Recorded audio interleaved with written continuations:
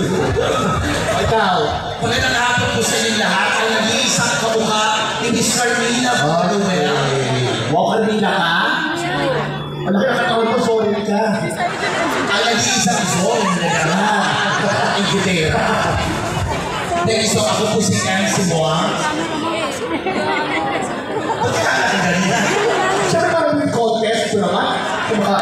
Parang may contest siya sa lahat ng Miss Universe. Magandang hapon po sa inyo lahat. Ito na po ang ating property custodian.